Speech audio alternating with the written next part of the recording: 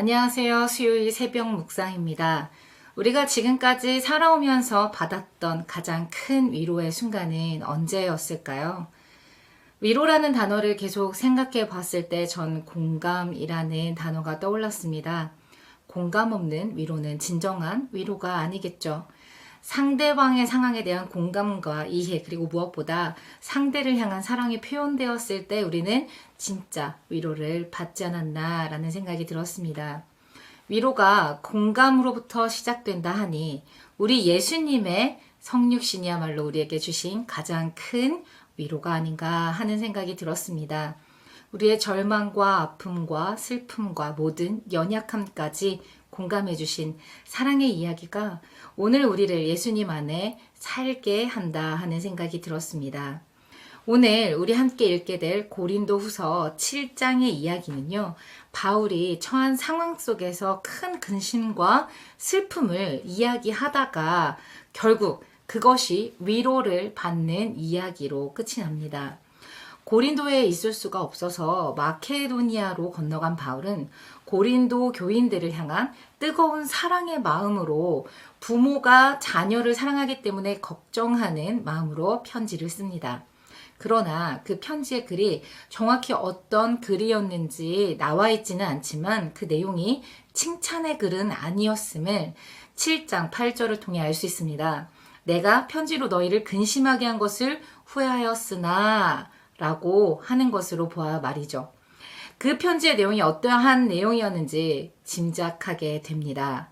오늘 본문 고린도후서 7장 2절에서 12절까지의 말씀을 우리 함께 보도록 하겠습니다. 고린도후서 7장 2절에서 12절까지의 말씀입니다. 마음으로 우리를 영접하라. 우리는 아무에게도 불의를 행하지 않고 아무에게도 해롭게 하지 않고 아무에게서도 속여 빼앗은 일이 없노라. 내가 이 말을 하는 것은 너희를 정죄하려고 하는 것이 아니라 내가 이전에 말하였거니와 너희가 우리 마음에 있어 함께 죽고 함께 살게 하고자 함이라. 나는 너희를 향하여 담대한 것도 많고 너희를 위하여 자랑하는 것도 많으니 내가 우리의 모든 환난 가운데서도 위로가 가득하고 기쁨이 넘치는도다. 우리가 마게도니아에 있을 때에도 우리 육체가 편하지 못하였고 사방으로 환난을 당하여 밖으로는 다툼이요 안으로는 두려움이었노라. 그러나 낙심한 자들을 위로하시는 하나님이 디도가 옴으로 우리를 위로하셨으니 그가 온 것뿐 아니요 오직 그가 너희에게서 받은 그 위로로 위로하고 너희의 사모함과 애통함과 나를 위하여 열심히 있는 것을 우리에게 보고함으로 나를 더욱 기쁘게 하였느니라. 그러므로 내가 편지로 너희를 근심하게 한 것을 후회하였으나 지금 후회하지 아니함은 그 편지가 너희로 잠시만 근심하게 한 줄 알미라. 내가 지금 기뻐함은 너희로 근심하게 한 까닭이 아니요 도리어 너희가 근심함으로 회개함에 이른 까닭이라. 너희가 하나님의 뜻대로 근심하게 된 것은 우리에게서 아무 해도 받지 않게 하려 함이라. 하나님의 뜻대로 하는 근심은 후회할 것이 없는 구원에 이르게 하는 회개를 이루는 것이요 세상 근심은 사망을 이루는 것이니라. 보라, 하나님의 뜻대로 하게 된 이 근심이 너희로 얼마나 간절하게 하며 얼마나 변증하게 하며 얼마나 분하게 하며 얼마나 두렵게 하며 얼마나 사모하게 하며 얼마나 열심 있게 하며 얼마나 벌하게 하였는가. 너희가 이 일에 대하여 일체 너희 자신의 깨끗함을 나타내었느니라. 그런즉 내가 너희에게 쓴 것은 그 불의를 행하는 자를 위한 것도 아니요 그 불의를 당한 자를 위한 것도 아니요 오직 우리를 위한 너희의 간절함이 하나님 앞에서 너희에게 나타나게 하려 함이로라. 아멘. 2절의 시작은 마음으로 우리를 영접하라 라고 하고 있습니다. 여기서의 영접하다 라는 말의 헬라어의 의미는 당신의 마음에 내가 들어갈 공간을 내어주십시오 라는 의미입니다. 더 이상 우리를 향한 오해와 비난을 멈추고 이제 우리 사도들에게 당신들의 마음의 공간을 내어달라 요청하는 것입니다. 그 이유는요. 2절 하반절에 보시면요. 우리는 아무에게도 불의를 행하지 않고 아무에게도 해롭게 하지 않고 아무에게서도 속여 빼앗은 일이 없노라 라는 이야기를 하고 있습니다. 당시에 교인들, 고린도 교인들이 사도들에게 가지고 있었던 세 가지 오해가 있었다고 합니다. 첫째는 재정에 관한 오해이고 둘째는 사도들의 형편에 관한 오해이며 셋째가 사도권에 관한 오해였습니다. 그중 많은 대적자들이 사도들을 비방하였는데요. 그중 1번 바로 재정에 관한 오해 중에 예루살렘을 위한 기부금 모금과 연결이 되어서 금전적인 유익을 사도들이 중간에서 취하고 있다는 비난이 쏟아졌다고 합니다. 즉 사도들이 자신의 주머니를 채우기 위해서 예루살렘의 빈민들의 돈을 가로챘다는 오해가 있었다는 것이죠.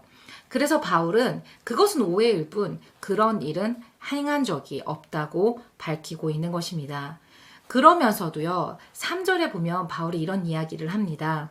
너희를 정죄하려고 하는 것이 아니라 너희가 우리 마음에 있어 함께 죽고 함께 살고자 함이라. 이렇게 이야기를 해요. 자신을 비난하고 마음 아프게 하는 사람들을 향해 그럼에도 불구하고 계속적으로 사랑할 뿐만 아니라 그런 너희일지라도 함께 하고자 한다라는 의미를 강하게 이야기하고 있는 것입니다. 우리는 현실에서 우리를 비난하고 힘들게 하는 사람들을 이렇게까지 끌어안고 용납하려는 마음이 사실 좀 없습니다. 오히려 우리를 어렵게 만드는 사람들을 손절하고 그들의 잘못을 공동체 안에서 드러내고 쫓아내려 합니다. 하지만 이것은 예수님이 우리에게 가르쳐 주신 사랑은 아니겠죠. 이렇게 어려운 상황에서도요, 한 사람을 놓치지 않고 끝까지 사랑하시는 예수님을 본받아 우리의 마음의 크기를 좀 더욱 넓힐 필요가 있겠습니다. 그리하면 이 모든 환난 가운데서도 위로가 가득하고 기쁨이 넘치게 될 것입니다. 바울의 고백처럼 말이죠. 계속해서 5절을 보시면요. 바울이 아시아에서 당했던 고난의 이야기가 나옵니다. 아시아에서 당한 그 고난은 생명의 위협까지 당하는 그런 상황 속에 있었을 뿐 아니라 굉장히 어려운 상황이었는데, 이뿐만 아니라 고린도 교회와 그 교회 성도들과의 관계가 깨어짐으로 인한 슬픔까지도 직면해 있었다라는 것을 이야기하고 있습니다. 그래서 바울이 디도 편에 편지를 써서 보냈는데, 시간이 지남에도 디도가 돌아오는 것이 더뎌졌던 것 같습니다. 그 중에 누군가에게 우리가 중요한 편지를 썼는데, 길게 써서 보냈는데 답이 돌아오지 않을 때 마음이 어떠신가요? 불안하고 내가 내용을 잘못 쓴 것이 아닌지, 그 표현이 상대방의 기분을 상하게 한 것이 아닌지 여러 가지 생각이 다 들잖아요. 아마 이런 생각 가운데 있을 때는 긍정적인 생각보다 부정적인 생각이 더 강하게 들지 않나 싶습니다.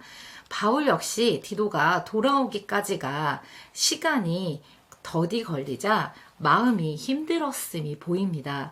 6절에 보면요. 그러나 낙심한 자들을 위로하시는 하나님이라는 표현을 통해서 말이죠.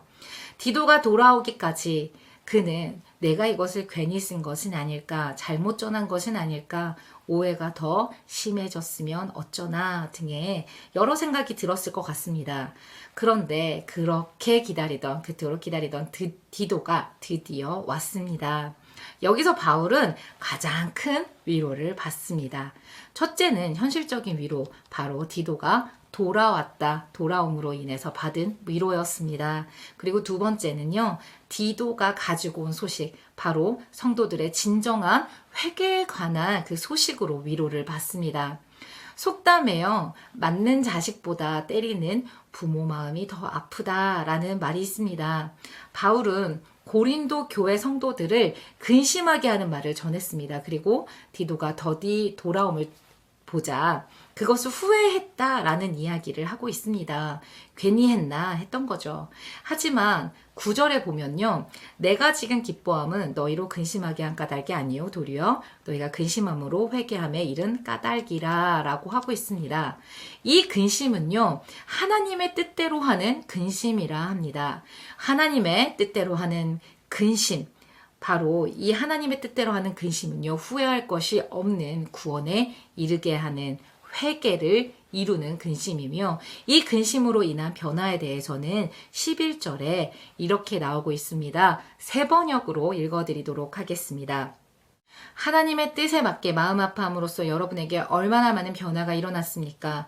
여러분이 나타낸 그 열성, 그 변호, 그 의분, 그 두려워하는 마음, 그 그리워하는 마음, 그 열정, 그 응징은 참으로 놀라운 것이었습니다. 여러분은 그 모든 일에 잘못이 없음을 보여주었습니다. 이것이 하나님의 뜻대로 하는 근심이며, 그 결과는 구원에 이르게 하는 회개라는 것입니다. 이를 다시 말하면요. 부흥이라고 할 수도 있겠습니다. 그리고 이러한 부흥은요. 개인의 부흥을 넘어서서 공동체의 부흥을 일으키고 있는 것입니다. 바울의 뼈아픈 말이 고린도 교회에는 양약이 되어서 그들이 구원에 이르는 회개로 이끌어 준 것입니다. 이보다 더 큰 위로가 있을까요? 그런데 여러분, 바울의 이 뼈아픈 말은 분명 부모가 자녀를 사랑하듯이 죽기까지 함께하고 싶은 사랑이 기초가 된 말이었습니다. 그 진심이 단 것이겠죠. 이 사랑이 없이 전하는 말은 그대로 꽂혀서 상대방을 일어나지 못하게 할 수도 있습니다. 우리의 공동체 안에 이러한 사랑이 먼저 선행된 후에 하나님의 말씀의 기준으로 바른 것이 아닌 경우 사랑의 권면을 해야 할 것입니다. 마지막으로요, 오늘 말씀에는 위로를 전한 자, 디도와 위로를 받은 자, 바울의 이야기가 나오고 있는데요. 위로를 전한 자, 디도에 관한 여러 내용들이 나와 있지는 않지만 갈라디아서 2장 3절을 보시면 그가 헬라인이었다라는 것이 나오고요. 또 오늘 고린도 말씀을 보면요. 고린도에서는 그가 고린도인들에게는 꽤나 중요한 인물이었다는 것을 알 수 있습니다. 어떠한 이유로 그가 사람들에게 덕망받는 사람이었는지는 모르겠으나 바울이 앞서 말한 예루살렘을 위한 구제 헌금에 있어서는 매우 중요한 그런 사람이었던 건 분명합니다. 그를 연결고리로 7장에 그를 등장시킨 후에요. 계속해서 오늘 우리가 읽게 될 8장과 9장, 바로 구제 헌금을 주제로 하여 디도를 통해서 고린도 교인들에게 다시금 구제 헌금을 시작하도록 촉구하는 그런 내용이 등장합니다. 예수님이 우리에게 보이신 사랑, 바로 하나님과의 온전한 관계와 성도 간의 사랑입니다. 어려움에 처한 이들을 돌아보고 그들이 함께 살아갈 수 있도록 세워주는 것이 바로 성도인 우리가 해야 하는 일입니다. 이 일이 하나님의 사랑을 온전히 나타내는 형태로 우리 교회에 나타냈을 때에 바로 우리 교회가 건강히 세워질 수 있는 것입니다. 오늘 우리의 위로가 필요한 곳이 어디에 있을까 한번 생각해 보길 원합니다. 오늘 하루 우리가 누군가에게는 위로자로 또 누군가에게는 위로를 받는 자로 하나님의 사랑을 풍성히 누리는 오늘 하루가 되길 소원합니다. 기도하시겠습니다. 사랑하는 하느님, 우리를 끝까지 사랑하셔서 우리의 절망과 아픔과 슬픔 그리고 연약함까지 공감해 주신 은혜 감사드립니다. 우리도 그 사랑으로 절망 가운데 낙심한 자들에게 위로를 전할 수 있는 위로자가 되게 하시고, 혹시나 우리가 낙심 가운데 일어날 힘이 없다면, 그 순간이 또한 찾아왔다면 우리가 위로를 받는 자로 우리가 속한 상황이나 환경을 넘어 하나님이 주시는 평안과 기쁨으로 가득 채워지길 소원합니다. 하나님, 우리를 품으시고 인도하여 주시옵소서. 예수님 이름으로 기도합니다. 아멘.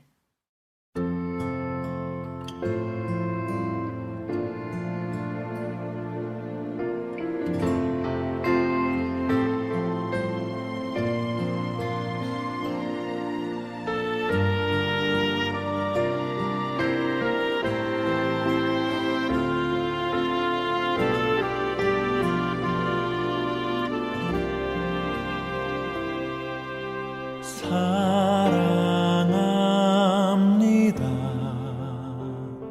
나의 위로 되신 주, 고통의 눈물 닦아주신 자비하신 아버지, 찬송합니다. 나의 힘이 되신 주, 내가 약할 때 주 능력이 날 붙들어 주시네. 주의 사랑, 주의 은혜 내 안에 가득 넘치니 나 부족함 없으리. 나의 마음, 나의 영혼 거룩한 사랑을 드리며 주의 길을 걸으리.